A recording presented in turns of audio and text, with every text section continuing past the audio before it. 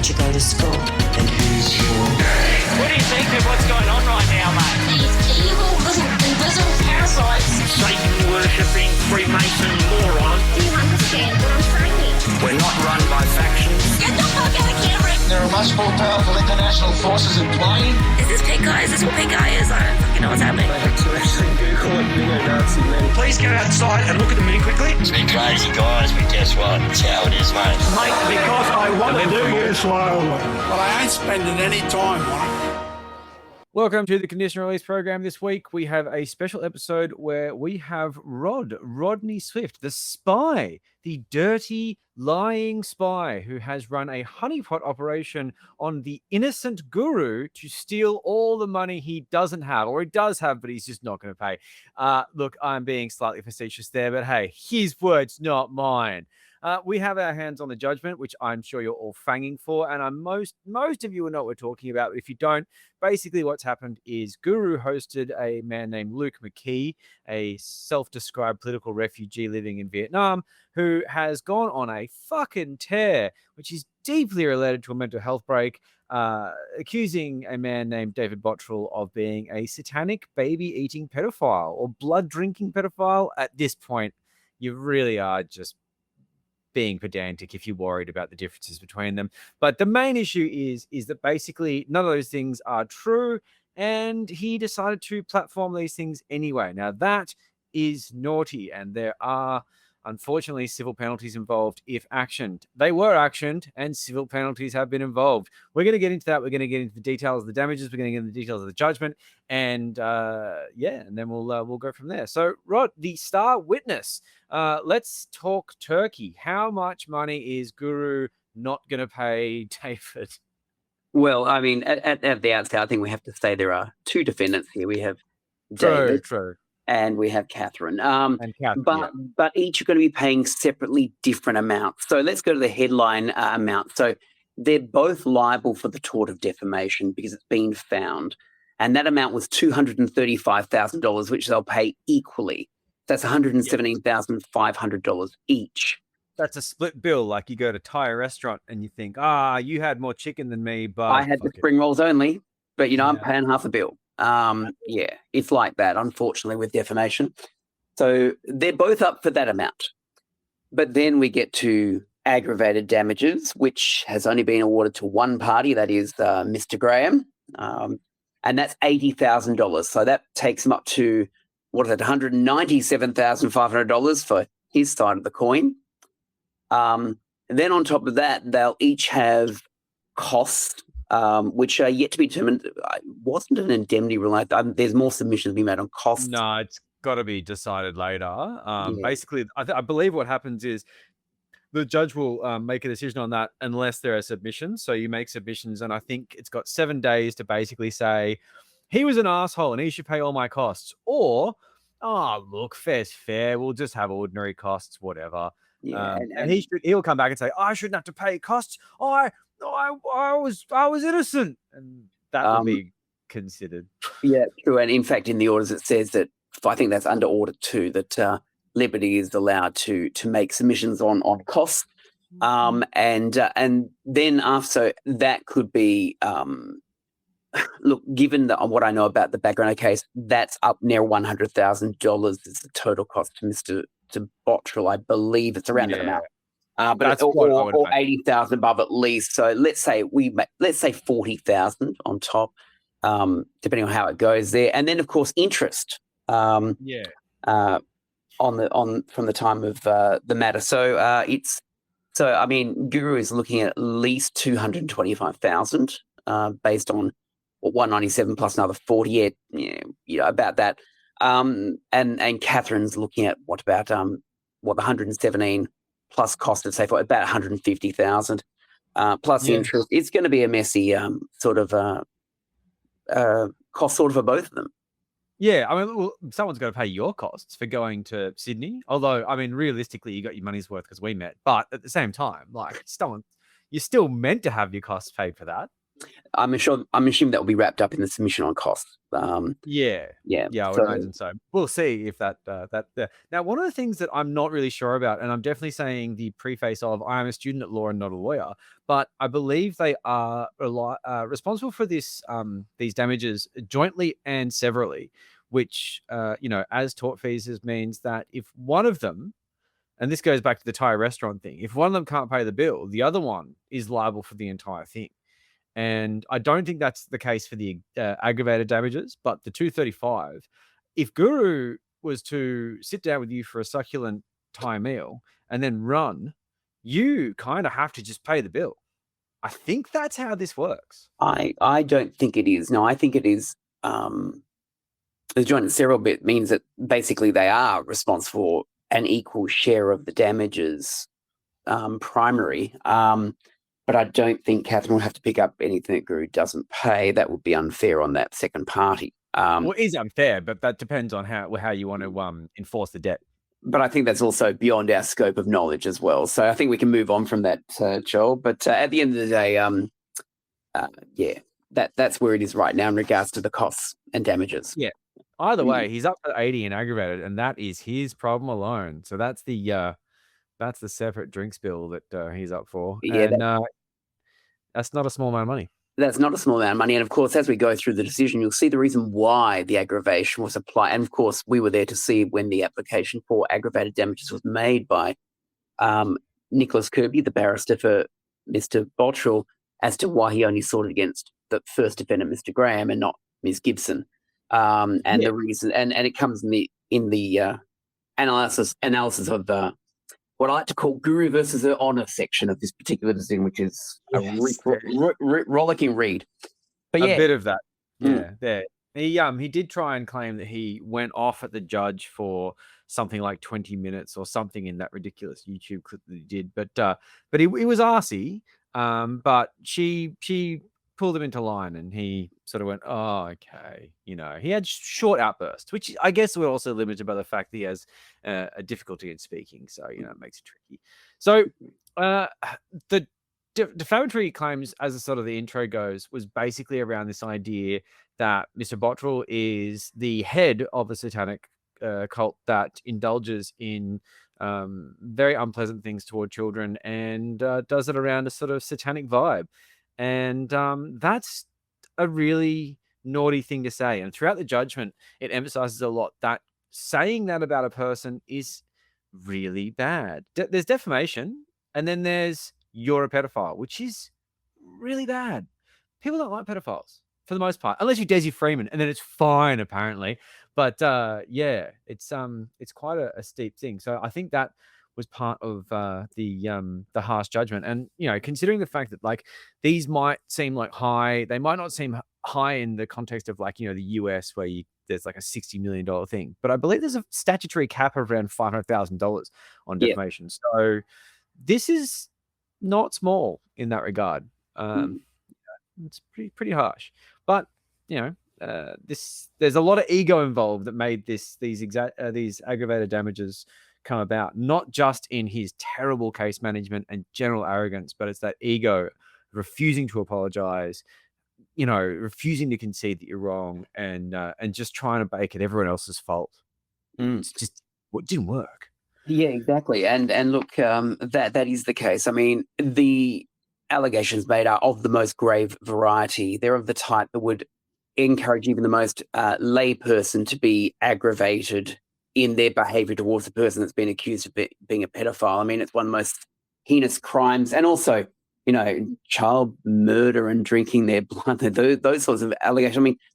I mean, that is why the primary damages are so large. It's a level of vindication. So somebody can point to this decision and say, look, this was so heinous and said about me and so wrong that the judge ordered these such high damages and it's absolutely damaging into the future because the internet's forever and this can be Googled forever.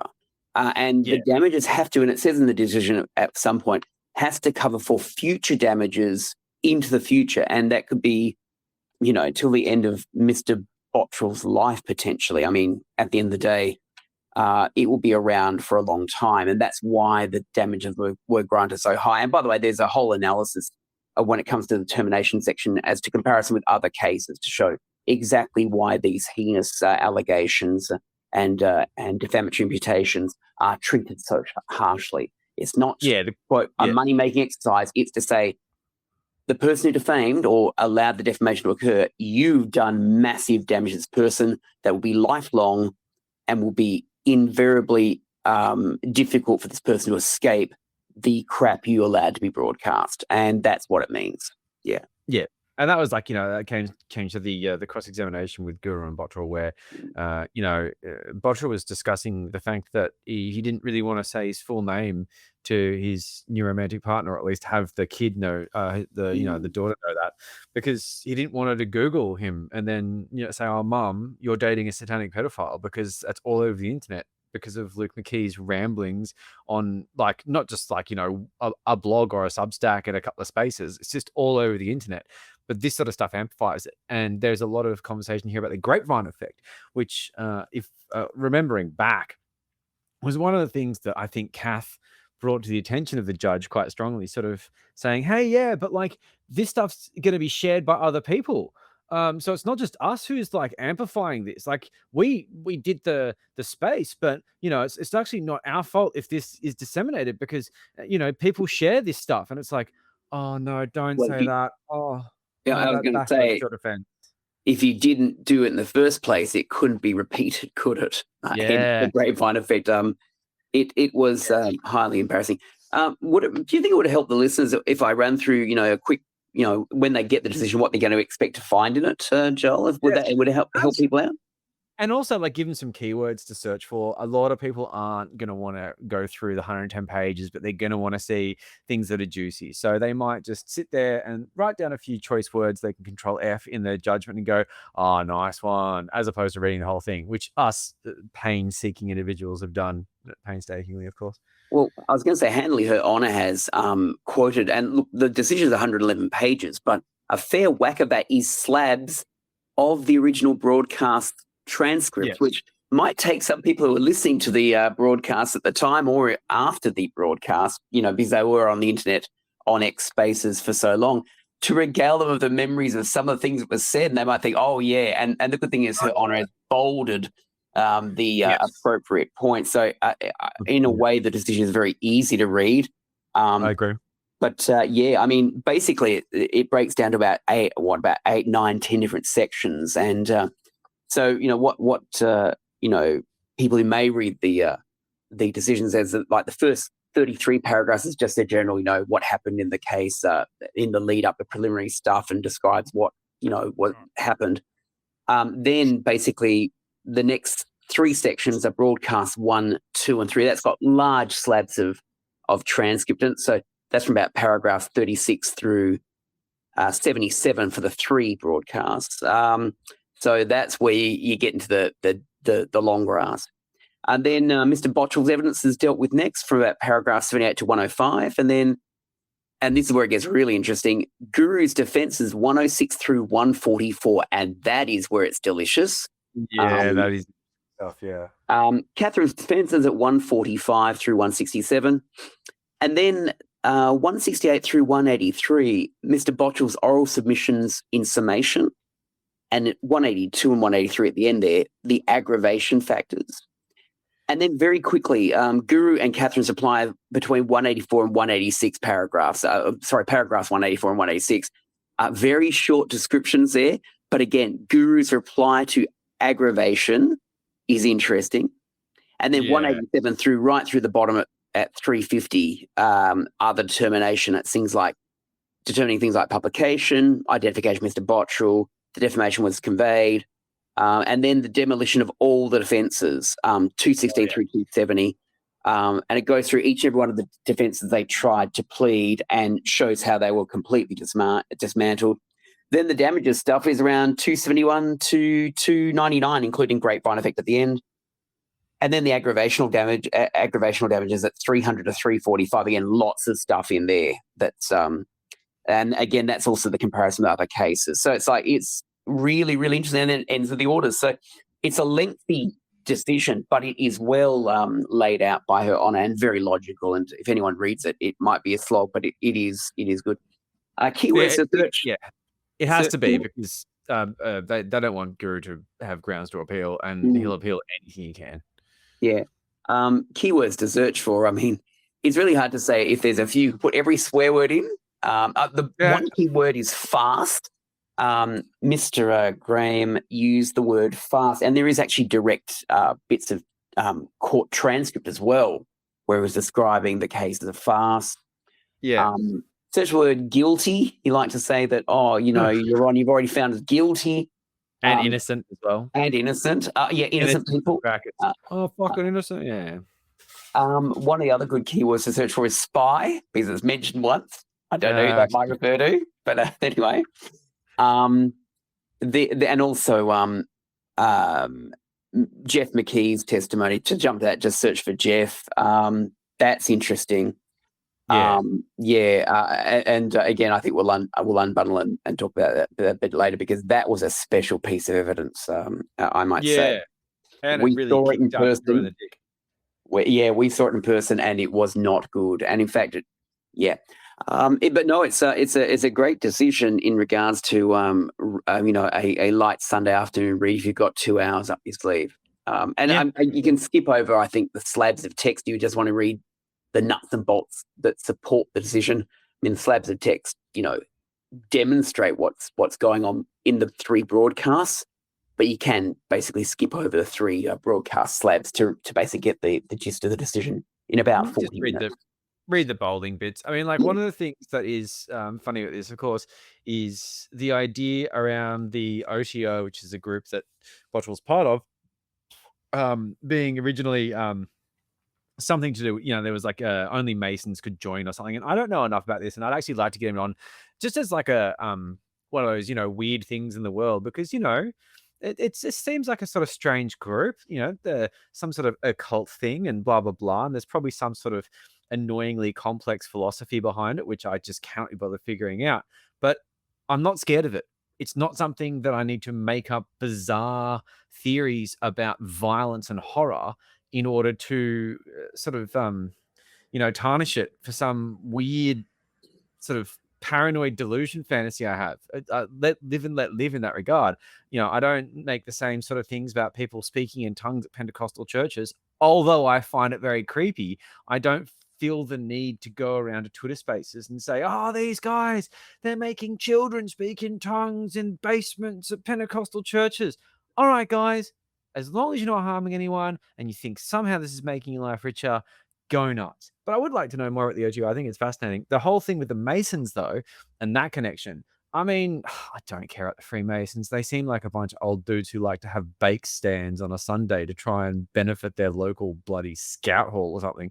But that is one of the things that really seems to fire them up. And Luke McKee has a weird sort of homophobic thing going on where he's sort of obsessed with homosexuality being evil. So it all ties into this weird Masons are bad, homosexuality is bad, and then that always equals pedophilia in the heads of these people. So that's where you sort of leap. And I was going to say, leaping off that, I mean, I don't know Mr. Bottrell's faith in detail. I'm not a member of the OTO, for example, just like you aren't, Joel. No. But that's what we want you to believe. Okay. But what we do know is this. One, they are a small religious community. Their religion is based around Thelema, which is the teachings of Aleister Crowley. And Aleister Crowley was, to say at best, esoteric. And let's face it, he's more, from what I can understand from the reading, was more about, do whatever you want, just don't harm other people. Pretty good thing.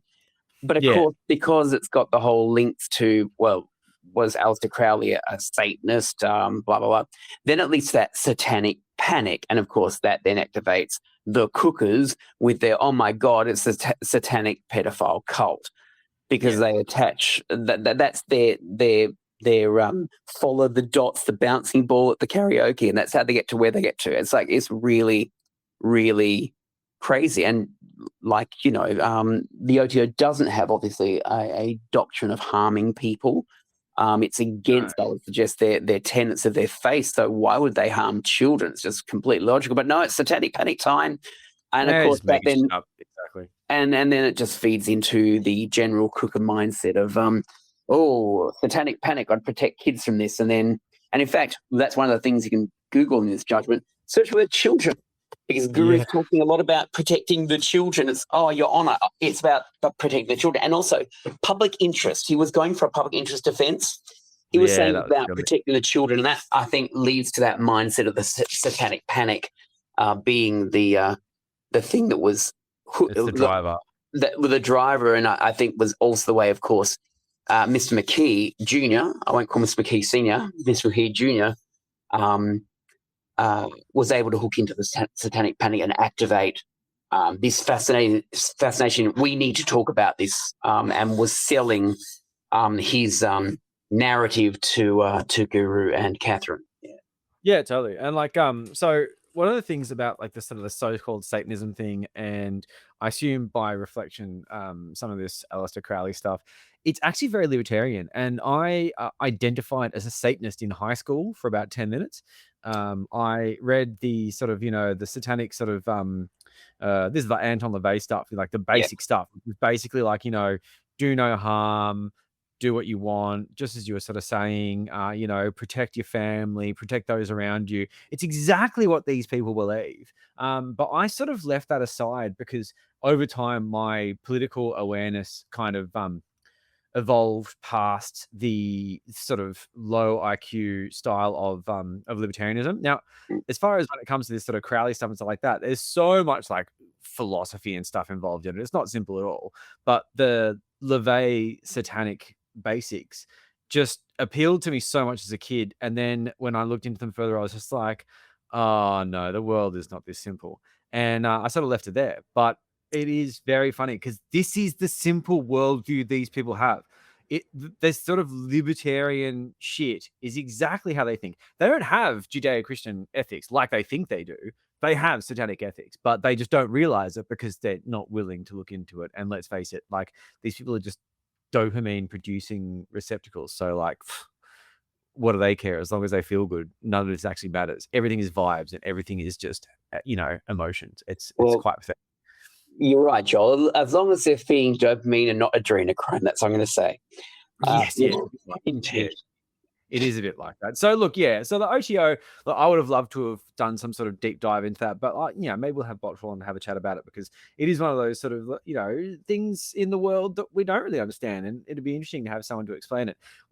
In the court case, when Guru was trying to sort of say, but what about Aleister Crowley? He's a Satanist. And Bottrell would say something along the lines of, I reject that. I don't think that's the case.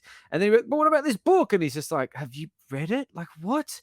And he's just throwing these like assertions around with no basis. And that's Guru to a T. It's just the Guru's not used to people kicking back on that.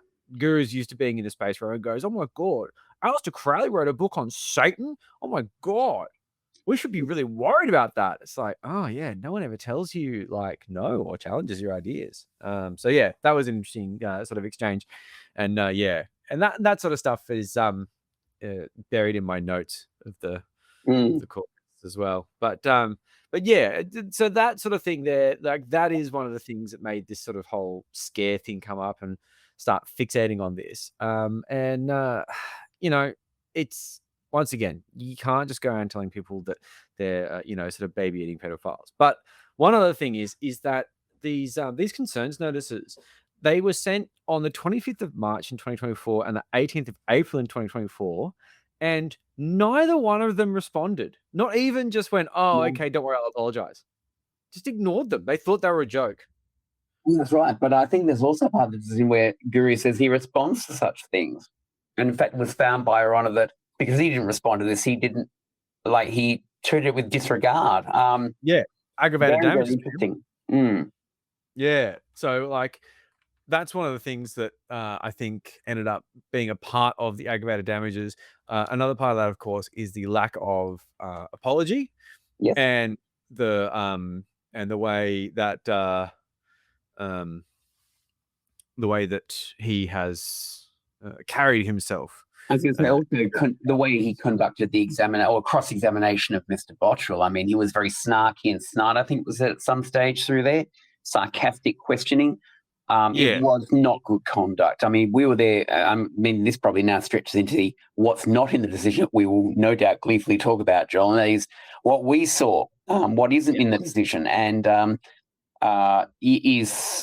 we saw Her Honour, I think, being very, very restrained in what she could have done, and allowing a lot of latitude for Mr. Graham to go off, so to speak, go off, Yes, and ignored some of the ranting. We heard some of the comments made going into adjournments that were in open court, but still on the record, like, this is the foregone conclusion, you've already made up your mind, stuff like that, sort of intonations that were being thrown about on the open link. Rigged. Like it was a stitched up affair. We sat there in states of cringe at some stage looking at this. I think you and I, Joel, in the public gallery, especially on day 3 of evidence. It was hard. So one of the things that sort of basically, and this is sort of going back to the sort of first part when we first saw the hearing, was for adjournment, and basically Guru was saying, my legal team have just withdrawn, and I have no idea what I'm doing, and I really need to prepare for this, and blah blah blah. Basically, the judge is saying, okay, well, you probably shouldn't have waited until now to bring this up, but at the same time, one of the pivotal things is that he consented to the solicitors withdrawing their instructions and bailing. And the thing with this, and it's really tricky, is that a part of me feels for him insofar as he had a pro bono legal representation from a Sikh law firm of all things.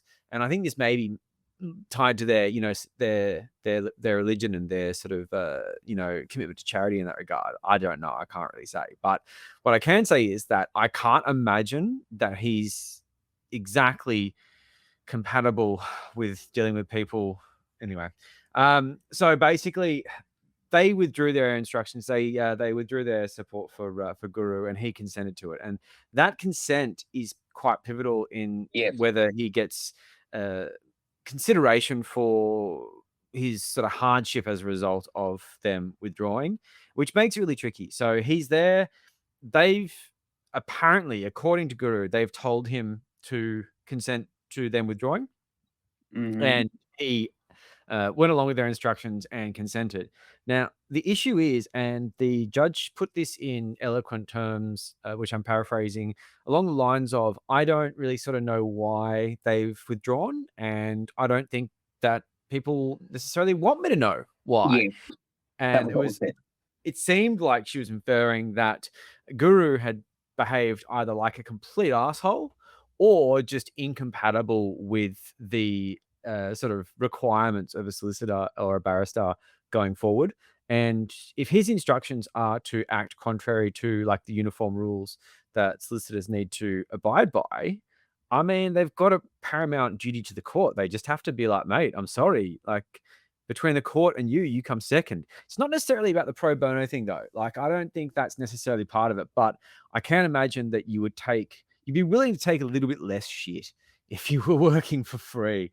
But there is a pro bono panel, which apparently you can be referred to. And surprisingly, on the Law Society New South Wales website, it actually says that defamation cases are exempt from this, but that may be based on being a plaintiff and not defendant. I'm really not sure. I've only had a cursory glance at this. But the thing about this sort of pro bono panel is that the video with that Batty guy, which I watched a few minutes of, he was sort of claiming that this pro bono panel was there to get him to get these solicitors who would then pull out at the last minute and sabotage his case. And I just feel like that is almost defamatory to this this law firm, who I was hearing last night in that Twitter space that they're having their own problems with a lot of stuff going on. So it's a whole other story. Redline legal. I haven't looked into it either. I'm sorry. It's not. This episode is not prepared enough in that regard, but it would be a lot of work, and we wanted to get this out quickly. But yeah, like what Guru has or hasn't done to make them withdraw their instructions and bail is Yeah. Yeah. Look, I go back to the day. Well, the date that occurred, and of course, you and I were both having our thoughts about whether the adjournment will be granted. And I said, I reckon it's not going to be granted because of the fact that when effectively you sack your legal counsel, what it says to the court is that you've got no one ready to go. You've got another team, or you're ready to go yourself. And you said, oh no, you were saying you're erring on the side that you reckon the general will be granted because he needs more time to, get his ducks in a row. I go, well, this has gone on for too long.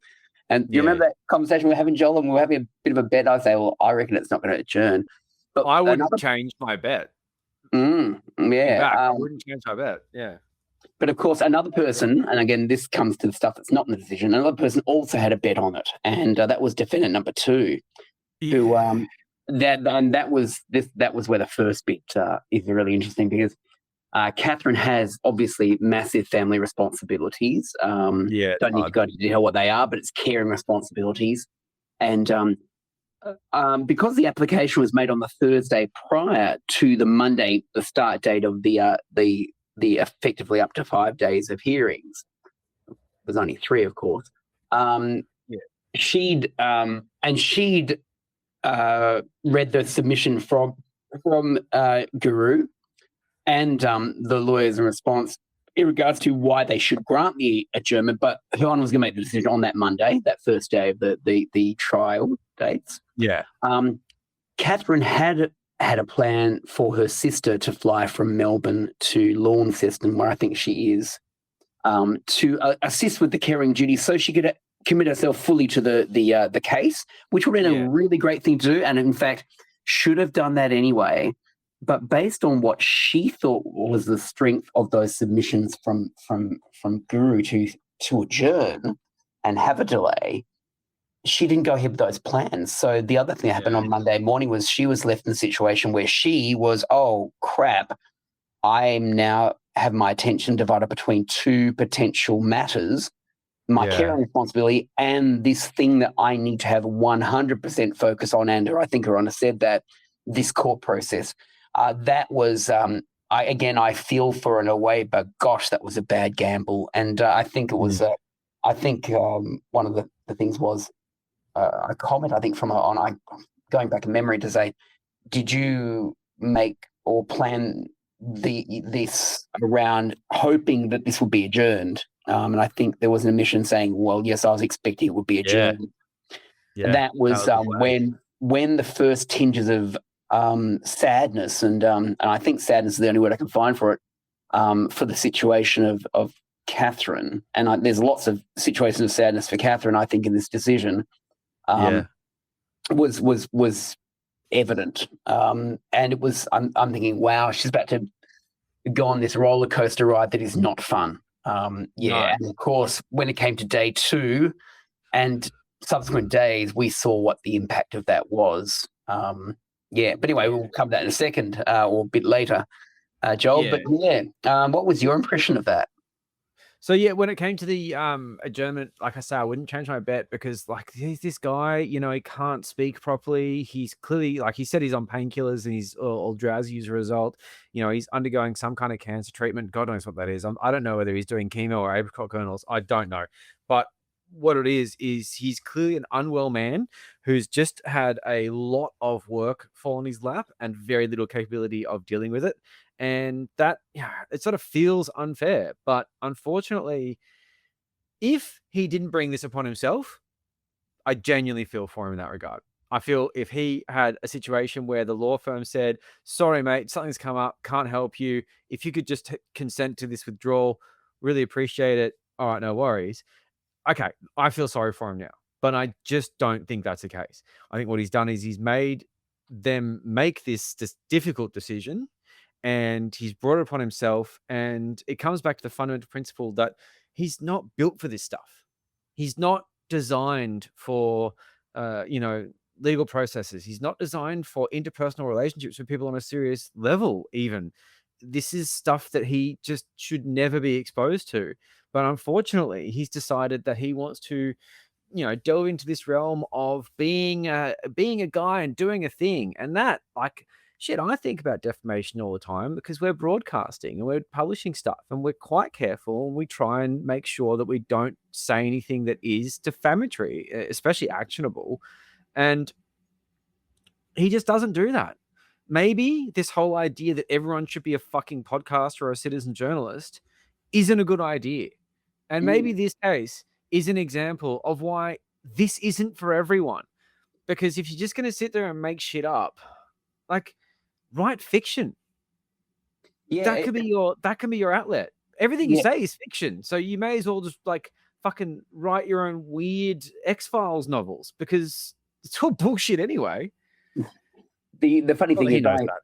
the funny thing is that I had a chat, of course, to Jack, because Jack is a good scribbler of many years' repute. I'm also formerly a journalist, so look, I can go back to my journalism degree at university in 1990 through 1993 at Curtin University, and we get drilled in one unit, media and the law. There is actually a book, the ABC Media Law Handbook, that gets updated constantly.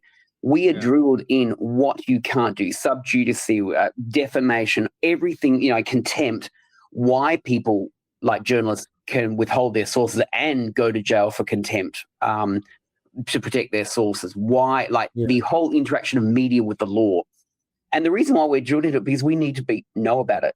Just like you just said there, the guardrails that you need to, if you're doing this, a podcast, citizen journalism, amateur journalism, community radio, proper broadcast radio, television, print, it doesn't matter what. You need to know the guardrails and what you can and cannot do. And you know what?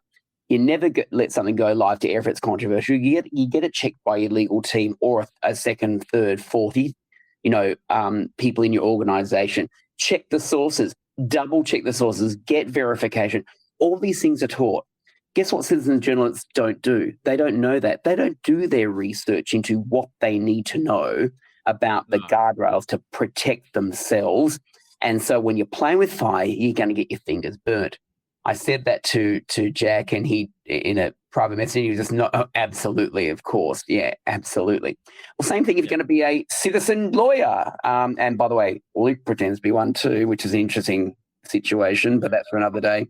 When you want to be a citizen lawyer, exactly the same thing. If you're going in the lion's den looking for that hat, if you think about the Lemon decision, you want to make sure that you're not going to get all your limbs bitten off because you'd been burnt by the flames of that fire. And in this particular situation, this court case shows the baptism of fire from both not knowing how to be a journalist and not knowing how to be a lawyer. Bang. That's the summation that you'll find.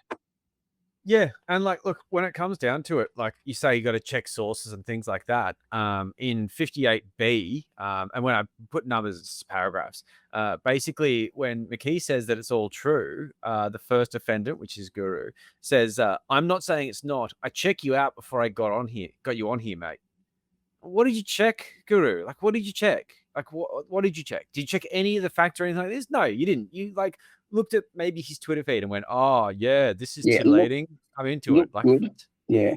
Also, later in the decision, it says that he did no verification of the information. It was a total contradiction because he kept on saying, I never mentioned Bottrell. I don't give a shit about I this. had no concerns about Bottrell. It was all about Cooker Watch. I was going after Cooker Watch, and then this stuff about Bottrell was inserted by McKee. And I had no reason to check this information because, Bottrell wasn't, the main point of topic.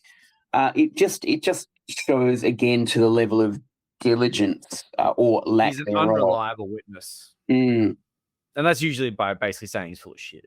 But that's what unreliable witness means. There are lots of unreliable witnesses in this. Well, not lots. There's one at least that's coming up that we'll be talking about, I'm sure. I was a reliable witness, I would like to say, Joel. You did great, and your affidavit is peppered through this, all through it. A great part of that is, I'm not even going to say this; it's too evil.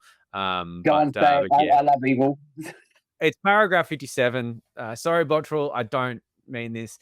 Mr. Swift heard Mr. McKee state that Mr. Bottrell is the leader of a child abuse cult, that Mr. Bottrell is a perjurer, and Mr. Bottrell is a member of a satanic cult, and that Mr. Bottrell's religious observance involves drinking blood and molesting children.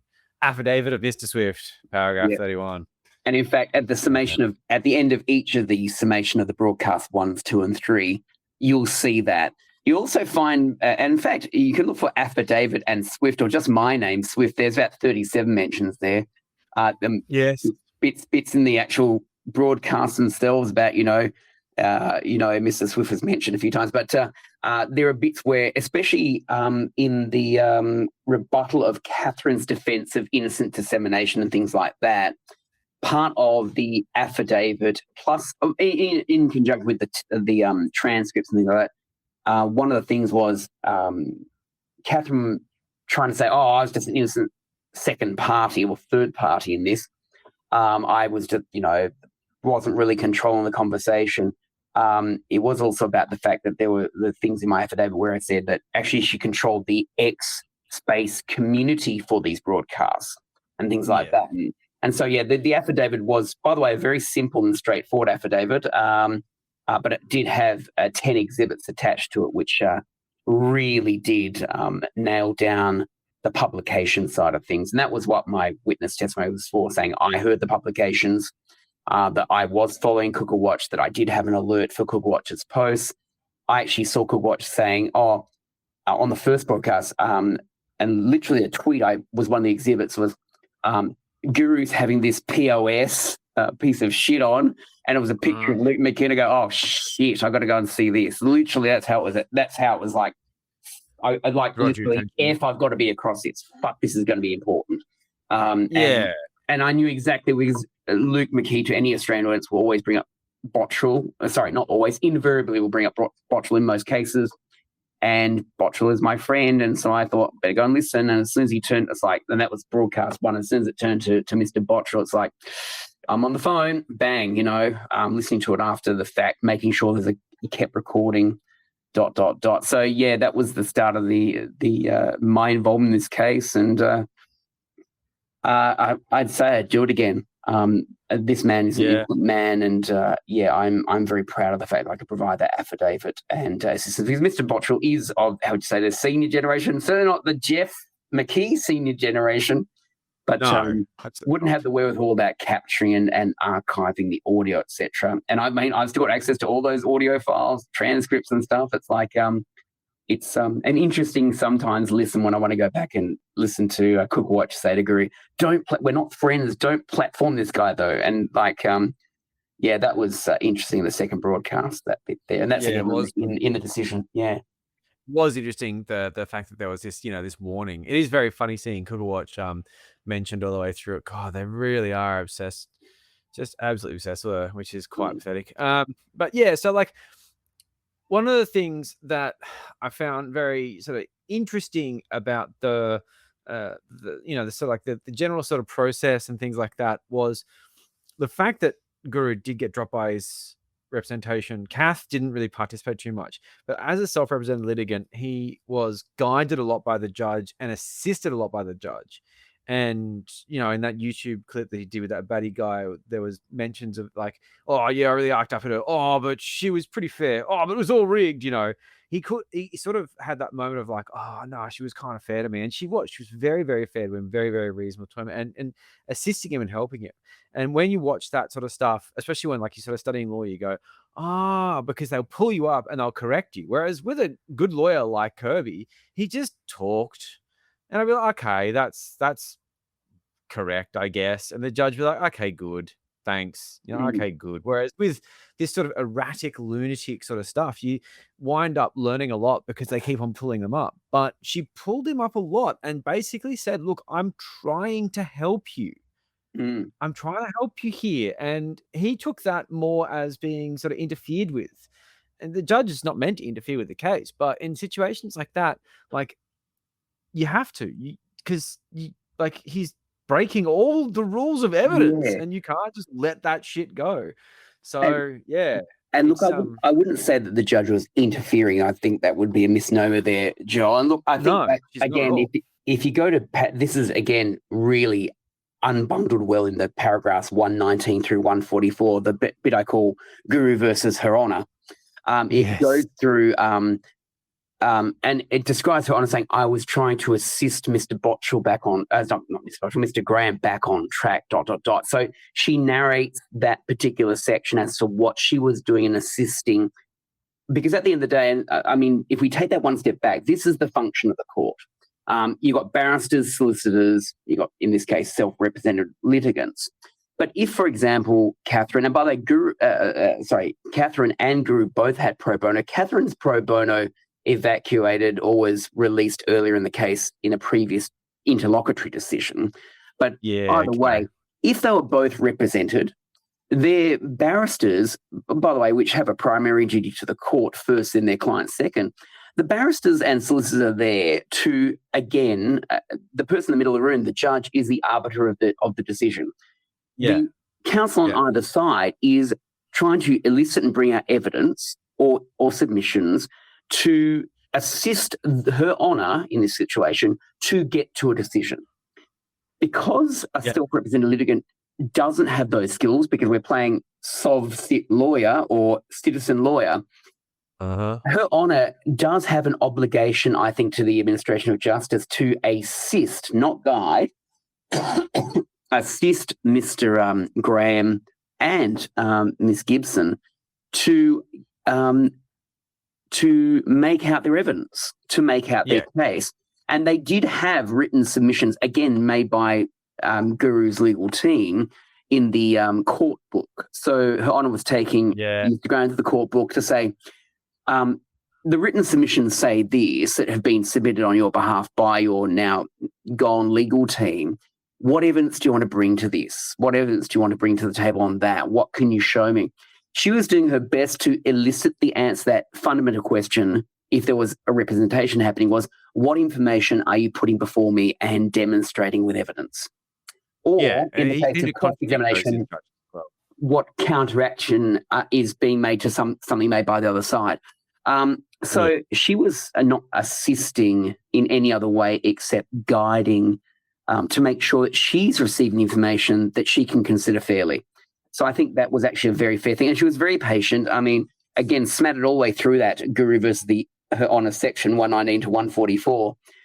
There is language that's intemperate. I've got examples of, I was described as hunting innocent fucking victims down, as in, podcast host. That Botchell was sleeping with fucking dogs. When you lie down with dogs, you wake up with fleas. That's a 130. Sarcasm at 128. At 26, I've had this shit. Just let's get on with it. There's lots of farce. 133, she was asked if her Honour asked about whether any of the statement was true, and he goes, "I wouldn't have a clue." That's in regards to whether there was any research by Mr. Graham into Mr. McKee's claims. 134 was interesting, though, mentioning of Epstein, like, and Epstein, the corruption stuff, and and also at 136 about his lawyers leaving the case. Basically, was describing it as basically allowing the judiciary, of course, allowing the pro bono representation. Now the judiciary was letting them fucking run all over me. I mean, it's just, it's just really, really interesting, that whole section between 119 and 144. It's very spicy. Like the Epstein stuff at 134 is kind of funny, and it's one of like his sort of many outbursts. And it's just this thing of just obfuscating what's happening. He goes on about the fact that there's Epstein files, there's police officers. I think what that might be referring to is the theory that Desi Freeman was actually being persecuted for having a brief about child pornography regarding a local police officer's son, which is completely made up. But like, I think that's the theory there.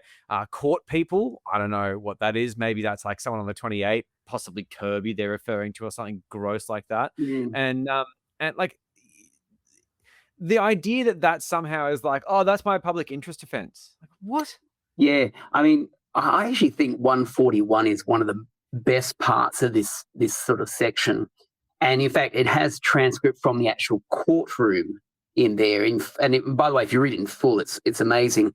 It was talking about Guru saying, well, why, if this was happening in public, like a public space, police would come down and take the microphone off someone, which is actually almost saying, well, who's policing X, which is another story. Well, guess what? You don't have the cops on X, which means you're going to cop a civil claim, which is what's happened. But if you read that there, it actually shows Her Honour being very, very an example of Her Honour being that guiding in regards to what she's seeking out of Guru, and there's her exact words that are quoted there, of course. And it's very, very, very interesting. Paragraph 141. I don't know if you want to read it out in full, Joel, but I mean, it is one of the most instructive paragraphs in that whole section there of Guru's defense. I may as well, because I mean, Kirby did rebut it in the closing remarks and sort of flipped it on its head and basically said, this is exactly why you should be liable for this. So basically, Guru says, Your Honor, may I ask a question? You may ask, yes.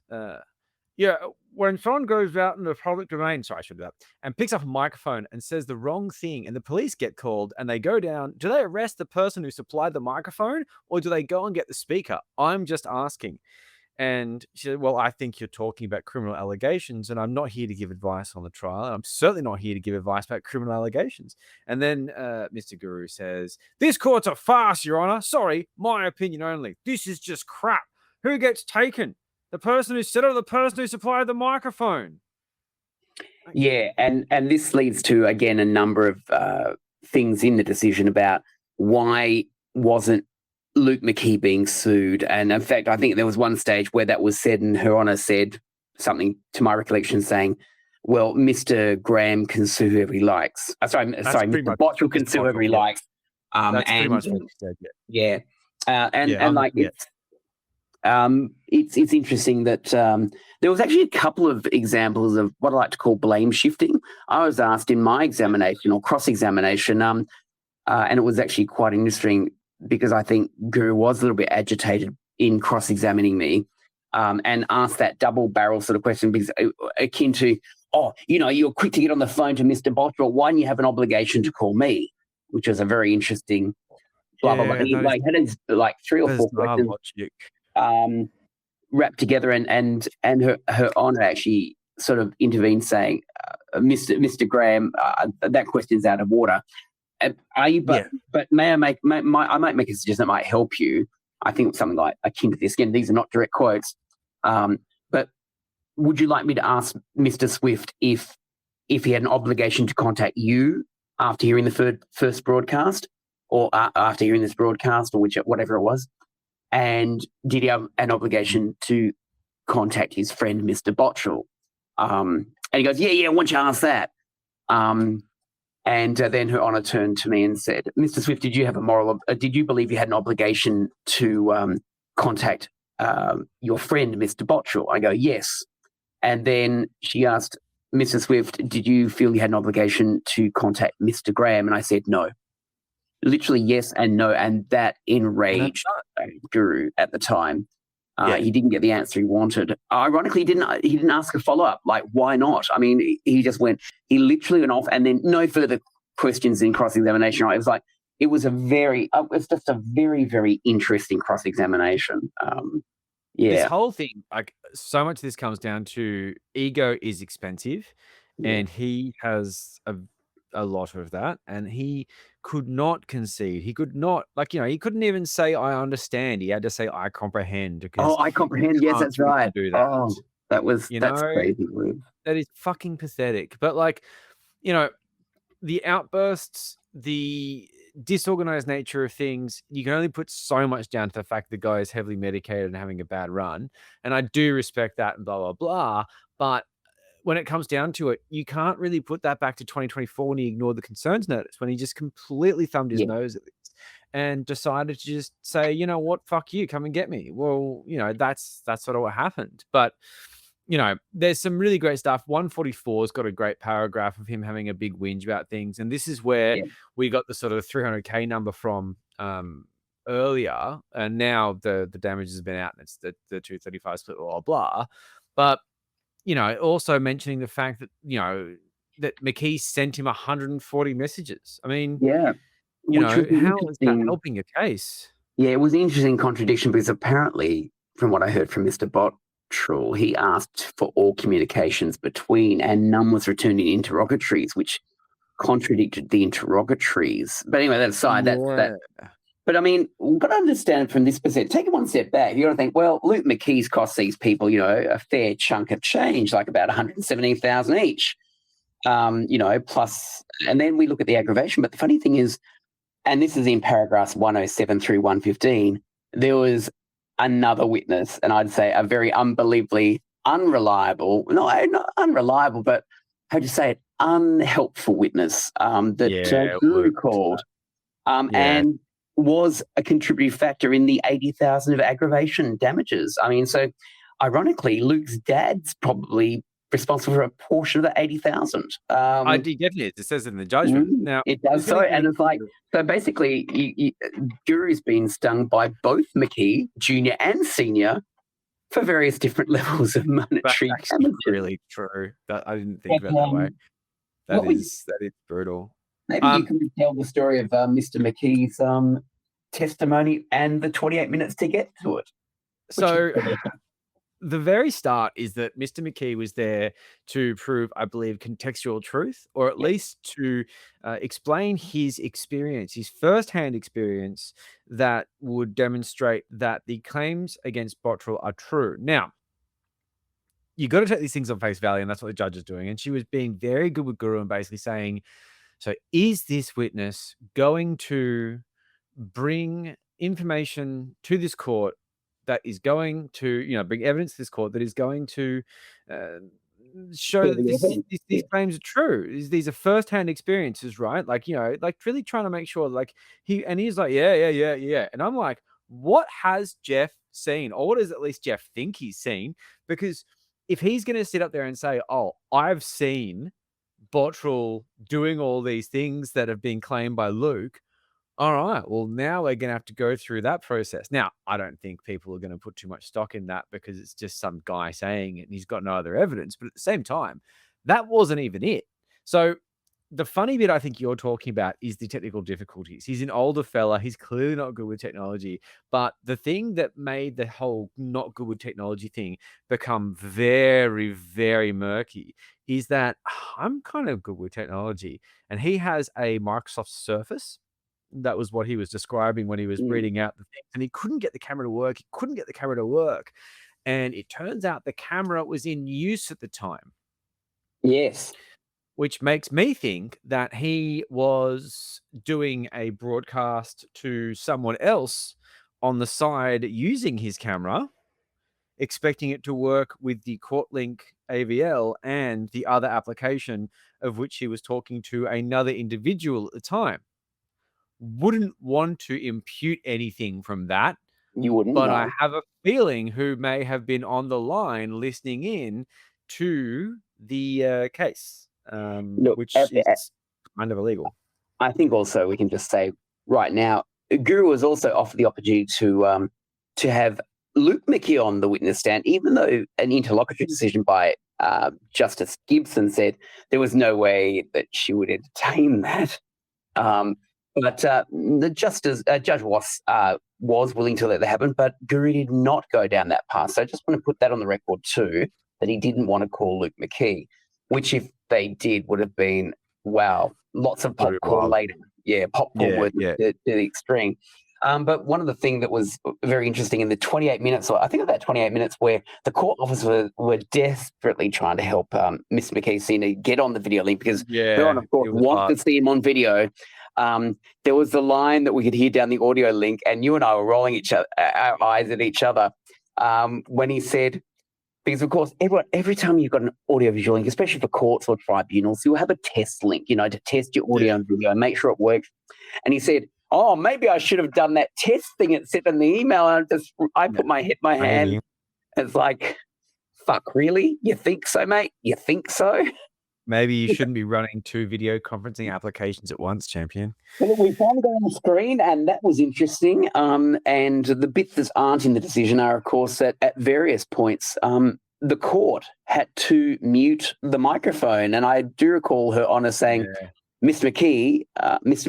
McKee, we've had to mute your microphone. Mr. McKee, we've had to mute your microphone because you're going off in the deep grass sort of stuff. Yeah. Mr. Oh, McKee. yeah. Just And rambling. And so we're seeing the video of somebody that looks like a fish in a goldfish bowl, just, mouthing words. It was hilarious. And of course, in the paragraph 107 through 115, it does describe what's going on. But I think 108 is the best one, where it says, somewhat surprisingly, therefore, Mr. McKee Sr. gave evidence of the complete unreliability of the allegations that were made by his son against the plaintiff. Yeah. Like complete unreliability of the allegations. Due to mental health issues, basically. Yeah. He's described his son as having issues, having obsessions, having Asperger's, but more importantly, wholly unreliable claims of his son. He threw his own son at us. He actually called at one stage and in fact, this is the other thing. Mr. McKee was making submissions from the witness box, effectively, like lone wolfing this stuff, going, why aren't people seeing, my son, ... What, he's these people are innocent. He's the real perpetrator. Yeah. He's the real problem. I mean, that doesn't, one, it doesn't help. Two, it's an inappropriate submission. Three, her Honour knows that's written in the decision. But there is one other thing that was surprising about Mr. McKee Sr., who is a strongly faithful, God-fearing Christian, was his own. The oath, wasn't that great? Sort of, they're both politically aligned in certain ways. No, one of the things, so like a big thing that like sort of brings this into the aggravated thing, sort of like, going around full circle, is that Guru said, like we said before, this was going to be the contextual truth defense. That was what was going to happen here. And he brought Mr. McKee on, Mr. McKee Sr., and none of that was relevant to any kind of truth. It was just basically saying, my son's nuts, you should be suing him instead. Now, if the submission was, I'm going to get Jeff McKee to go up here and say his son's nuts and you should sue him instead, Her Honour would have just said, no. What relevance does that have? Why was this witness be allowed to... What? No, he just lied to get him on the stand. And and in fact, it was said that the testimony contained defamatory material as well in paragraphs. At times, arguably defamatory. Irrelevant and at times arguably defamatory. Yeah. Largely unrelated topics. But I think that also at the conclusion of the questioning, of course, by Guru, at the end of the day, the bench can ask questions as well. And Her Honour let Guru go on for about 20 minutes, I think, of questioning. And then, of course, she pointedly turned to say, oh, Mr. McKee, I've got some questions for you. And she goes, have you got experience seeing this or hearing this or knowing this? And Mr. McKee was saying things like, well, I only know stuff from what I've read on Wikipedia, and it's a secret organisation. But I know this stuff. And basically asked 4 or 5, I think, pointed questions that pierced the bubble and got to what she was seeking for the information in regards to contextual truth. And, of course, that was to definitively have on transcript probably saying, this witness has no value to the defence contention has been put forward of contextual truth. But also then in the most funny lawyerist thing that could happen, after her line of questioning to Mr. McKee Sr., Mr. Kirby, any cross-examination? And he goes, no, which is just code for there's nothing uncovered that I need to try and cross-examine, to defend the plaintiff's, case. This entire thing was irrelevant. The entire thing was irrelevant. It was hilarious. But so one of the things that he also said was that Botra was a agent of the Attorney General in the ACT. Yes. What? Yes. And then I'm a spy. That was mentioned there. Yeah. Para 115, I'm a spy. Spies like Mr. Swift listening and going off. Excellent quote. Yes. But I did love, again, it's not in the decision, but one of the things I did like was when Jeff, again, there's a standard oath and affirmation act in most states. If you're going to take an oath. And, of course, I love the fact that Mr. McKee Sr. had the Bible there, and once the court officer had read through the standard, do you swear to tell the truth, the whole truth, nothing but the truth? And you're supposed to say, I I swear or I do. He literally grabbed his Bible saying, as a Bible believing Christian, again, paraphrasing words here. And, should God strike me down, I swear to tell the truth, the whole truth, and nothing but the truth as I perceive it. That was interesting. Yeah. Truths aren't perceptions, truths are truths. And Her Honour said, well, and I love what Her Honour said again, paraphrasing here, was, well, Mr. McKee, in my courtroom, whether you take an oath or an affirmation, they're equal in my eyes and also in the eyes of the law. But we have a standard oath that you need to take, and it needs to be compliant with the law. And so and she, in a way, almost mockingly said it, I think, but she said, so while I obviously hear that you're a man of strong faith and that you're obviously mindful of the consequences of presenting mistruths or lying to the court, we need to go through the oath as per the law as well. So we'll need to do this again. It was just that was actually at the start, of course, before any of the testimony, and that set the ground for, I think, how the entire testimony was going to run out. It was interesting. Yeah, totally, man. Like, his whole thing was completely pointless. Guru bringing him in was a really silly thing. That sort of arrogance of thinking, oh, I'll just bring him in on a Trojan horse, and Her Honour will say, oh my God, he's right. Luke's nuts. We should be suing him. Let's dismiss the whole thing. No, you're wasting the court's time and you're pissing everyone off, and that's why you got aggravated damages. Alongside refusing to apologize and being a general fuckwit about this. Like, his behavior was terrible. It's really unfortunate. And that idea of, saying, oh, we're innocent and they're blah, blah, blah. I mean, there's no respect for the process at all. It's very weird. You're the victim. Yeah. All right, great. Like, good on you. Like, as if that's going to work outside of, like, appealing to your mum. Like, yeah, like the whole we're the victims here. Catherine and I are the victims here. That was played throughout the and of course that narrative. Yeah, and it played throughout the trial, and of course that then leads to the fact, well, you're not owning up to the fact that you broadcast these things. You're not owning up to an apology. You're not owning up to the damage you might have caused. No, and not at all. That would have raised, and it again comes down to the wonderful part, again, the determination for the second half of the decision from 187 onwards, like the damages, especially at 271 through 299, and the aggravation after that in the damages section. It just, Her Honour lays out the narrative as to why the damages need to be so high. Because of that. And like the dog ate my homework excuse wasn't going to work here. And it's not a court of a public opinion, it's a court of law. I mean, you can't run emotive arguments that are, we're the victims here, we're just innocent. But unfortunately not. The we are innocent argument would have worked a lot better if it went along like this. I'm really sorry.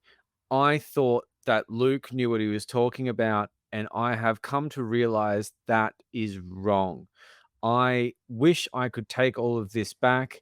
I understand that I can't, and I am so sorry that you've been hurt, as opposed to basically laughing at him when he's talking about being scared at home because he's worried about Bosie and his fucking psycho followers coming after him, saying, I'm sorry that you were worried about a special forces guy and his weird cult-like following coming after you.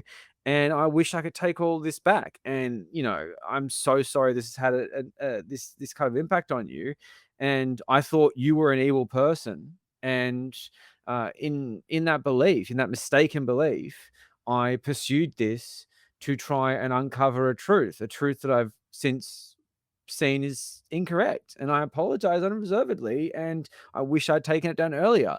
Do you think he said anything even remotely like that? And that wasn't even a good apology. I just made that shit up. Like, you could sit down and write something with actual thought. And the funny thing is, Jack would agree with me on this particular statement. If Jack was here, he's not, of course. The best point to leave a defamation case, unless it's one of the ones that you run because there's a reason why you run it. He'll say that occasionally, and but this is one that the best chance to, and people who listen to this particular podcast, and especially friends of the podcast who might have been on the end of a concerns notice before, the best place to end a situation is when you get that concerns notice. You have 28 days to respond. There's usually demands in the concerns notice, which is things like an apology, a retraction, a small compensatory amount for damages so far. But it's the aim of a concerns notice to get this get the shit taken down and to stop the amplification of the grapevine effect. The longer you leave it there, the longer you're recalcitrant to take it down, the longer you let it fester, the more expensive it's going to come. And then the second stage is the heartfelt apology and a settlement once actually has some trial dates set down, because and you've got a call to bank offer towards you to settle, with the plaintiff. They say, look, I'll happily drop the action if you pay now this amount of damages. There was call to bank offers in this particular situation. There was a concerns notice with an offer to amends made. At the first sign, if Guru was of, how would you say, a clear mind and logical mind, not clouded with cookerdom in it, an ego, you're absolutely right. He would have reached out and done exactly what you said. Oh crap! I didn't know that this is the truth. Like, one, I will listen to you, Mr. Bottrell. Two, I didn't know that this was the truth and these are highly defamatory imputations. Three, obviously I'm wrong. Four, I'm obviously sorry. Five, will this small amount or this amount you've put in your concerns notice meet this, and me doing all these actions ameliorate the damage? Can we get rid of this going to court? That was the very first time that you should do it. And by the way, and we've been skirting away from Catherine. Catherine also avoided this too. Catherine did not do the same thing. And more importantly, I would say that Catherine was of a more, rational mind to look at a concerns notice and act on it. And I'm surprised that she didn't, in my opinion. Yeah, I'm also surprised by that. And it doesn't contain anything. And this is an earlier judgment, and we could cover this over 10 parts if we really wanted to. But like the use of AI that she did and the way it hallucinated cases. She also put in sort of closing submissions challenging her role as a co-producer. And I got to say, man, I don't know, and I am hypothesizing here, but it really stank of ChatGPT to me. It had a real AI writing style. Yeah, but because it was a free-form submissions, not pointed, I don't believe there are any references to cases, or if they were, she might have followed the advice of checking what it actually says, those cases. But it definitely looked like it looked something, how would you say, very anodyne and generated, or very much copy and paste from other submissions, maybe in the past. But again, how do you get hold of those?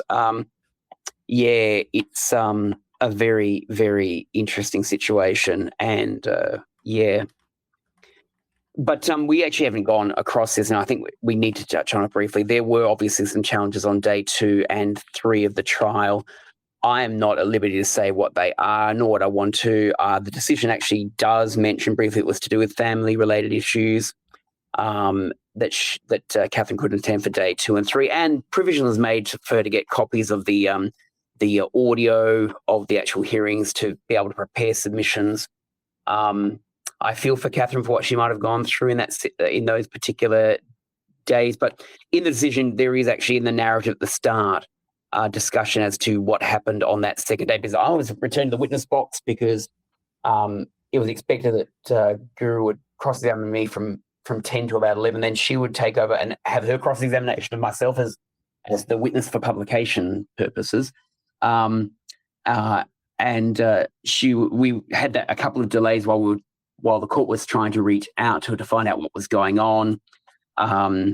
And I do remember the bit at 12 noon when we'd resumed and I was in the witness box again. And literally it was really interesting. Her Honour was making, this is not in the decision, was making that pronouncement saying it appears that Miss Gibson's not here. It's 12:10, ...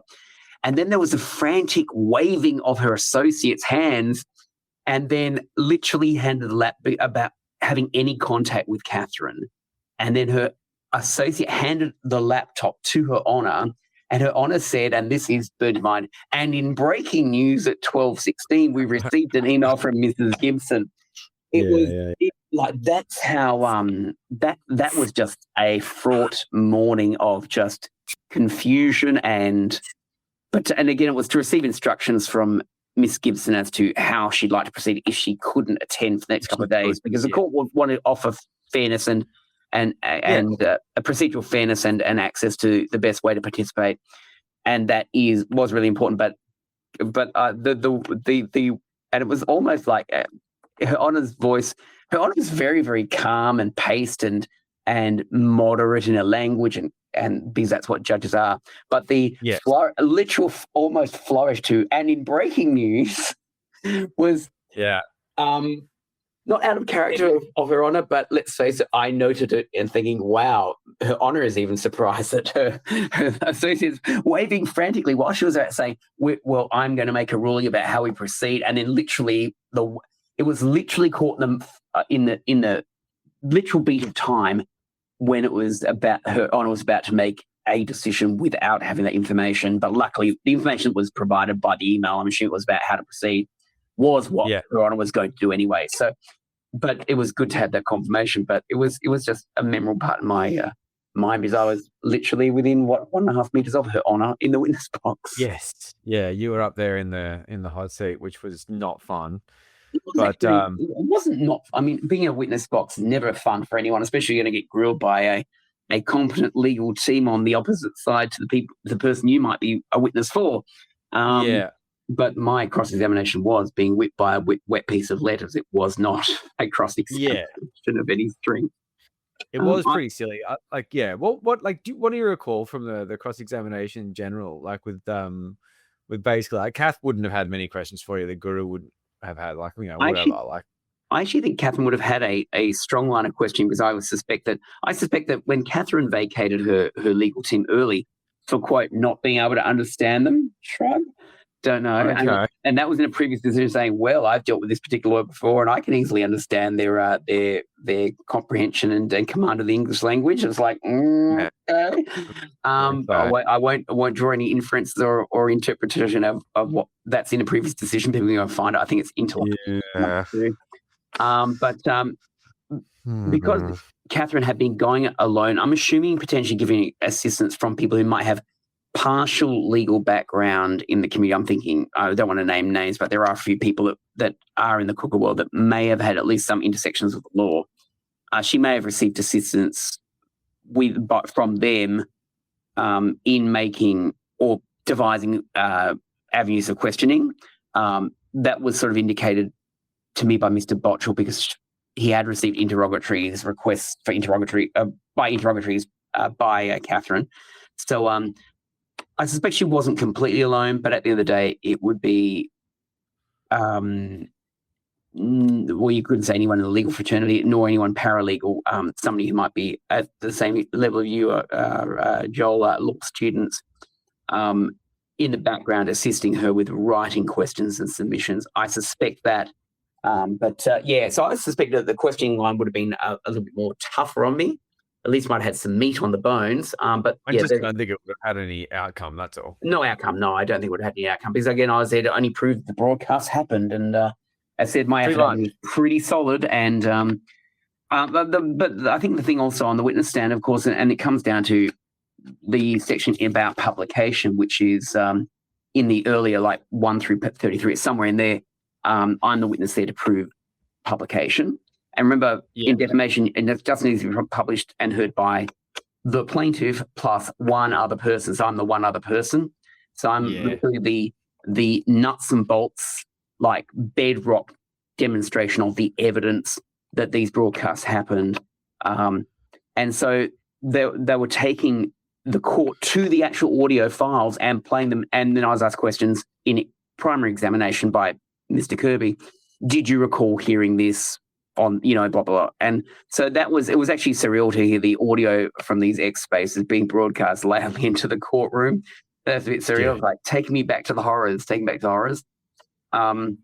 was interesting. But my examination in chief was pretty simple, because, of course, it's, I'm the witness for the plaintiff. So any lines of questioning, of course, was going to support the contention that broadcast happened, that it was heard, like when I heard it, how I alerted Mr. And, of course, this is all backed up with the fact that when the audio is archived, I was using a service called, I can't remember, it's fame.so. Anyway, it's that now. And it would send me an email when the audio file had been produced to download as an MP3. So all those were part of the exhibit pack saying this is what I'd done. And I, of course, took contemporaneous notes during the time. So, and in fact, started writing the affidavit soon after, like within the weeks after, as to what happened, to make sure it was fresh in my mind. So it's like, it was good work and preparatory work on my part to help David out in his case. And that would be advice for anyone who's going to give evidence in a court case. Take notes, take a lot of notes, when it's happening. Make sure you got your ducks in a row. Make sure you've written down exactly what happened. Make sure you get a paper trail. Make sure you get the audio. Make sure you got it on email. And so eventually my affidavit, while it was strong, was backed up, incontrovertible, and there'll be zero. I would say the lines of question that could have been asked would have, well, did you doctor the recordings that were downloaded from these sites? You know, did you do like that? Like, what did you do to verify? And for example, I'd done things like checked against like the audio against the actual live broadcast, or even side by side to make sure the audio files were exact. I even did that level of anal retentive to make sure that I could answer a question like, have you doctored the recordings? No, in fact, I actually verified them against as broadcast, you know. So these are really, really important things. And again, that's the solid evidence that this case sat on. And I knew that's why it was going to be important. And it worked. Yeah, and it could work. And again, this is for the podcast. The transcript and the court book has 150 pages of transcript of 9.5 hours of audio. I'm going to now reveal the secret as to who produced those transcripts. Yeah, that's 60 hours of my life I'm never getting back. Oh, my God. That's you're wondering who did the transcripts. Who was the person who would subject themselves to listening to cookers? Soon after broadcasts were happened, I was asked, because I used to work in government media in Western Australia, I used to be a transcription typist. So I'm familiar with doing that for government and, or at least government ministers and using Parliament and things like that. So I said, well, look, I could do an aide memoir type transcript where it allows your lawyers to jump to time points, ... So the 150 pages was 60 hours of my life I will never get back. I don't ever want to get it back. It was torturesome at times, but it was accurate. So all the bits you'll see that have bold bits in there, that's taken from my having to type 9.5 hours of bullshit. Wow. I don't want to know what Morgellons are. I don't want to. Oh, God. Yeah. It like some of the broadcasts, because of course the bit that contained the defamatory imputations are only effectively maybe up to an hour of these transcripts, but the court needs to have transcripts the whole thing. Exactly. You know, talking to Canadian truckers, whatever about, this latest conspiracy theory and Masons this. And there was one point, I think it was, I can't remember, not on top, he's a guy with a South African accent. He's talks about matter self-forming from the vaccine into nanites and stuff. Runs the chocolate business. Oh, I don't remember his name. South Africa. Anyway, that was just hilarious. It's like, oh God, my life, I'm never gonna let this down. No, I just could not do it. There's a secret that I saved a lot of money for Mr. Botchwell, because to send that to an outsourced or transcript company to do that would have been a fortune. Literally, it would have been tens of thousands of dollars. So I said, Mr. Botchwell, you owe me a drink. I go, why? For my own sanity. So yes. Yeah.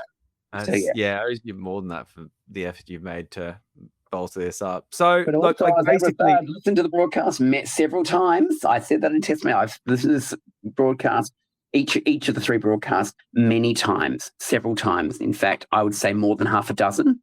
That was what I said on the stand, because it was true. I had listened to it at least half a dozen times, I can tell you. Yeah.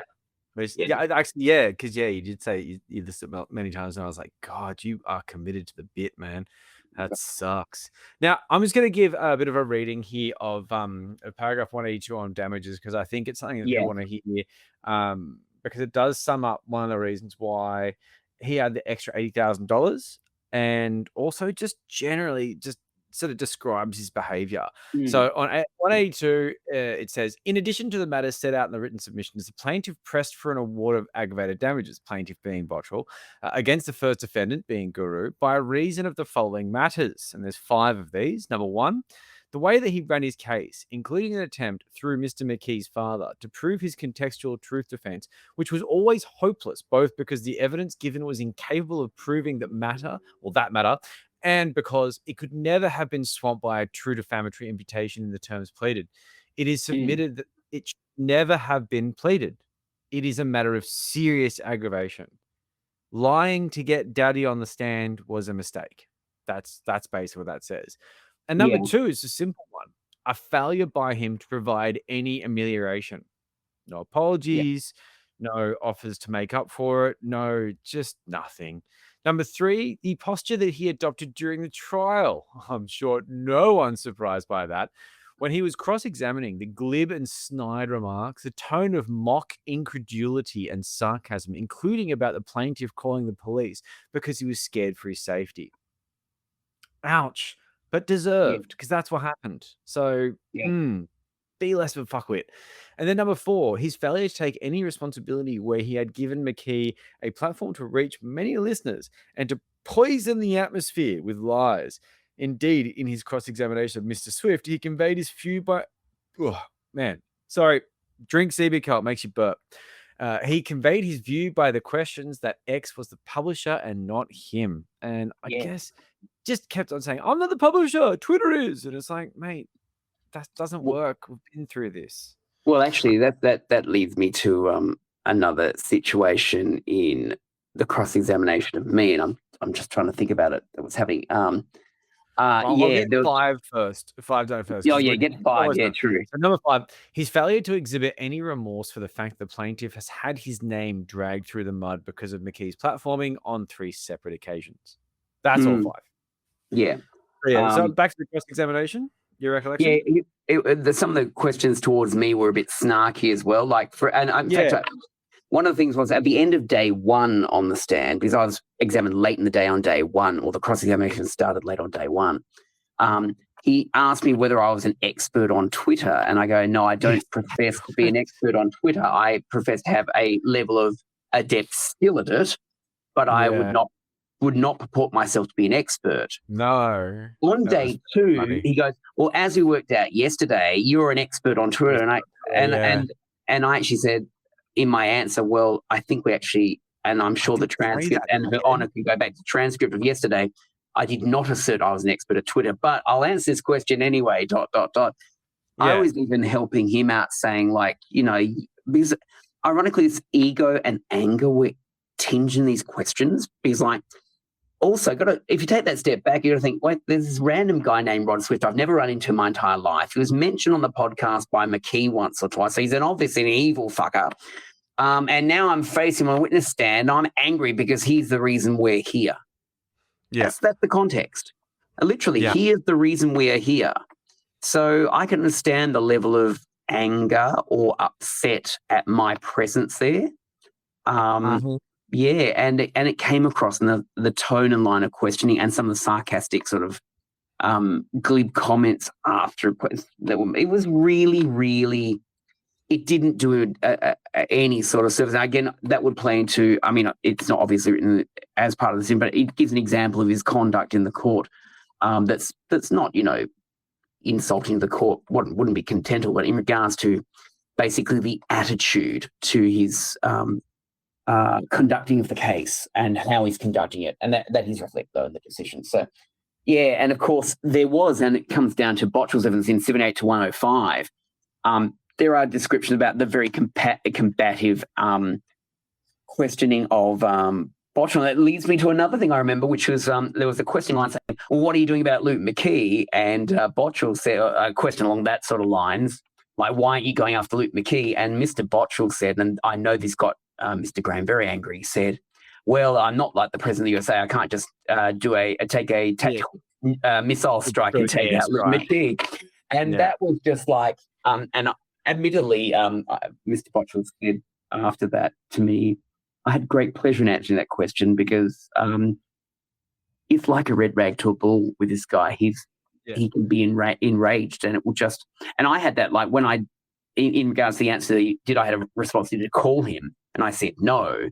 That was like a red rag to a bull. He went off at that point, because it didn't go the way he was trying to go. And so he was very reactive, and that's the reactive emotional mind in play. That's why you have a lawyer. It's like, it's and your that isn't up to scratch for this kind of behavior. This kind of and so but the missile strike against Luke McKee would be great. It was very funny. Yeah. That was a funny Mm. line. Yeah, Mm. so like that's the general sort of like the aggravated vibe, and like generally like in a nutshell, and we've skipped over a lot of the outbursts. And of course, like we said, if you want to search for the judgment and find them, the judgment will be up on the internet very soon. If you just search for things like crap, farce, fuck, all that sort of stuff, you'll find the greatest hits of him talking out the side of his mouth and whinging about stuff. But the outbursts are one of the funny things. When it comes to procedure, it was funny because just the way that he just completely fucked this up. And I think it is interesting. And this is something I haven't really noted enough in my analysis of this, but you brought this up today, which is that he actually did have written submissions from his pro bono lawyers, which he That's right. was able to rely on. But I do remember the judge talking about that and him contradicting them in Yeah. his oral testimony, and her finding that difficult to reconcile. That's Which I right. think, that may or may not have been a bit of an aggravating factor. But I think one of the things that he might have with, if there were submissions, maybe he didn't read them. Well, I mean, there's and it comes in the decision later. Goes well. In fact, I recall hearing words to this effect or similar in court. I just handed it to my lawyers, and they were going to do it for me. It was really a case of, and of course, if they've exited on the Thursday prior to that Monday hearing, the 3-day trial that eventually happened, not from the Monday, you got a weekend to read a 400-page court book and be all over it, including your side's submissions, including your side's argument that was done. Also, the plaintiff's arguments, and also the second the respondent's defense. You got to be across all that information. Yeah, it's hard when you're on painkillers. It's hard when you're feeling sick. Like you need to have a crack at it, and I just don't think he had a crack at it. I think that's right.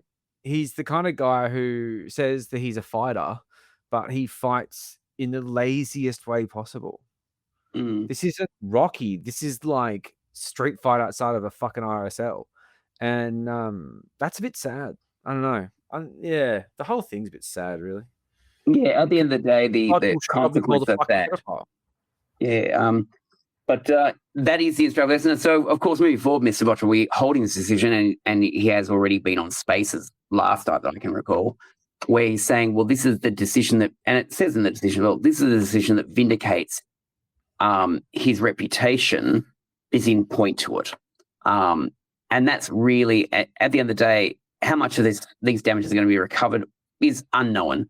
But and in a way, that's a Pyrrhic victory as well. There is actually, both sides have suffered and sustained damages. One's financial on one side, and one's financial and reputation on the other. Totally. None of this has been fun for Bottrell. It's so insane.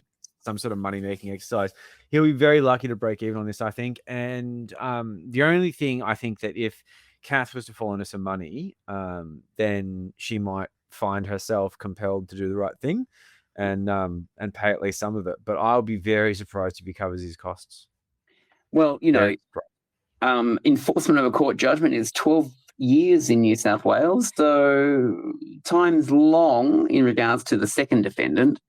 I don't want to speculate on her financial situation, but there was, this is not in this decision, but there were spaces. Actually, I think it was also in the testimony of Mr. McKee Senior. But also space where Luke, I think, said that you're going after Catherine's money. So there might be some there. There might be an inheritance. I mean, she's got very ill. I think her father's 98. The house she was in, but as a carer, was quite nice. So I don't think that. Yeah. But again, if she's got siblings, one would expect that on the passing of her parents that they would be split. In regard to among them. But at the end of the day, there might be money. At the end of the day, look, when my mum passed away, I came into $140,000. We know that money does come in, and that's from liquid assets. It's the case that there might be some money made. And look, I think Catherine might be good at making the $117,500 and her portion of costs. It might take some time, but I think that's likely the only monies that can be seriously thought of being paid. expected. But Yeah, then again, if Bottrell wants to make Guru's life hard, then he can go after him with Oh, yeah. this. Yes, I mean, but it's yeah, just more effort, more heartache. yeah, the pursuit of a debt is going to be interesting. And then again, there's rumors of a boat sailing somewhere soon. I don't know. Yeah. But Bailing on the bill. that's for the future. But yeah, so that's going to be an interesting thing to see in the weeks and months and potentially years moving forward as to how this potentially collected on. So what's your summary on this, and what have you learned, and what do you think others have learned? Well, look, one of the things that, and again, this has been happening irrespective of the decision. There are more and more people that know Luke McKee is a toxic piece of filth. Yeah. That he is insane. That he's a fantasist. And actionably insane. Oh no! I mean, I've known this guy for 14 years, McKee. I know all of his cute and funny stories and how they're all fabrications or something like a fabrication built on a nugget of one slice of truth. The word is out that McKee is a loon. His dad's now in a court decision. His dad says he's a bit of an unhinged fuckwit. Yeah, that's pretty funny. And in fact, is it paragraph 2 of the decision, unhinged fuckwit, as well as other paragraphs. One of the things that we might, as in Mr. Bottrell, myself, and Miss Katrina Bailey, another person, ironically, Mr. Bottrell sued and won, but he's actually on our side now because apparently when you got friends like, when you got enemies like Luke McKee, everyone's friends, as opposed to when you got friends like Luke McKee, everyone's got a lawsuit. And that's pretty much the way it works. She's trying to deal with Mr. McKee's attacking of her and her daughter. Oh, wow. Okay. And for example, I was there when her daughter confronted Luke McKee, and that is his kryptonite. That is the kryptonite in the internet I send to every space host. I'll sit outside of space, see McKee go in, and I'll send private messages to the space host saying, "You're about to platform a very dangerous individual. Go and look at this, this, this, and this." Then suddenly this person gets dumped, or he gets remain in the space because he's a truth teller and they're rugged individualists, and I don't care, and I don't care if I'm sued. Usually in the Yank spaces, not the Australian ones. The Australian ones are aware of Luke, I think, and people on both sides of the coin now saying just don't say exactly what Kubot said. Do not platform this guy. So we go around the internet pursuing Luke McKee. I'll go into a space and literally yell at him and say, "Luke, are you going to apologize to the girl that you abused emotionally between the age of 13 and 17 when you said that she was pimped out by her mother to pedophiles and she confronted you? Here's the audio. Will you apologize?" And because he's a narcissistic prick, he won't. In fact, he claims he's the victim. And that's when you know this man is broken. But just laying that in front of other people to say, "Hey, if I got something wrong and the person I said something about confronted me saying, you lied about me and you terrorized me and, you said that I was pimped out to pedophiles by my mother and that was a lie, and you invented that about me," the guy can't walk back from it. The guy has no ability to walk back. This is why McKee is dangerous. And more importantly, we now confront that danger every single time we see it and we expose it as far as wide as possible. But nowadays he goes in the Yank space and he goes, this, and people go, it's the same guy with the same scratch record about the OTO, blah, blah, blah. And we like to make sure that we're pest controlling him by making sure that people know about the pest. Yeah. Yeah. That's definitely a good approach, because that is the fundamental root of the problem. I mean, we can turn around and say, look, this man costs, and he's cost many other people money as well. And we just say, look, this man is too dangerous to platform. Just don't do it. Yeah. I think you're right saying the Yanks will keep doing it, but that's a whole other story. I don't want to give people any fucking ideas. Well, the Yanks are waking up to it. The Yanks are waking up to it, and they're waking up to the fact that he's a bit loopy in the head. And hopefully they realise it's embarrassing to broadcast an idiot too. Yeah, exactly. I wander around X and space call him Loopy Luke. Just rolls off the tongue. It's Loopy Luke again with his loopy conspiracy theories. But that's for another podcast day. I could go to those for hours. So they're crazy. But in summary, this case is a vindication of Mr. Bottrell, and quite deservedly so. Yeah, there's a financial implication. There will be 2 people that are stinging and burnt because of the fact that they tried to be journalists and weren't.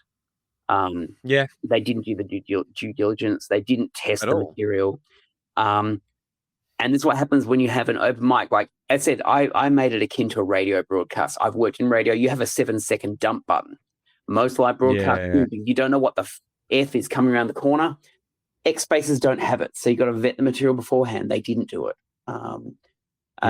Mind you, in the first broadcast, they might not have had the chance, but certainly the second one they did. And I'd like to know, still the one question I have, I'd like to know the 140 messages that Luke and Guru had between themselves about, and some were emails that were said, sharing information. What did Luke put up as the attractive dress, so you want to see what's under the skirt? I want to know what was given as a tantalizing thing that Guru couldn't resist and made him believe that Luke was an authoritative source. God, it's probably fucking easy. Just feed him a bunch of sensationalist nonsense about Freemasons, and you're just like, oh no, that's so important. And and that's how it. I mean, while I was the foundation of this case being prosecuted in regards to proving publication, the unfortunate thing is the foundation of this case is Mr. McKee's yapping his mouth off and saying lies. And he's a Senegali. He'll get it. He'll get his way into a space, and he'll get there, and he'll go and. Yep. So that's where the pest control happens from here, I think. Yeah, I'm sure he'll keep doing it. I'd say when it comes to the sort of brazen confidence and stupidity and the way that people just sort of make things up and rationalize things in their head that aren't true, I don't think anything's going to change in that regard. I think Guru is going to do this until he's dead, which may or may not be very long. And I don't think he's learned a thing from it. But I think you're right in the wider community. This has got to be, despite repeated litigation around this, Guru just being the more entertaining one, people have got to stop platforming this fucking guy. It's just incredibly stupid.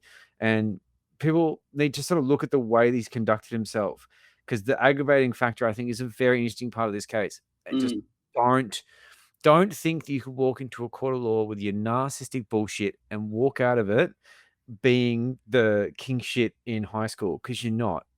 You're not smart. You're not clever. You're not interesting. You're just belligerent and annoying. And if you think you can lie to mummy to get your way by saying, oh, this witness is going to prove truth, and then run a completely different argument, well, fuck you. No, you can't. And you're wasting the court's time, and with any luck, you'll be penalized for it. So I fully endorse that decision. But it'll be interesting to see what happens. Guru was screaming appeal, as he was ejected from the courtroom on the reading of the judgment. And hey, look, maybe he'll try, but I just don't think he's going to be getting much reception out on the boat, on his phone, and I don't see it happening. I think appeal window is 21 or 28 days. Is that correct, Joel? You might be more. I'm not sure. It's I'm really about not sure somewhere around that.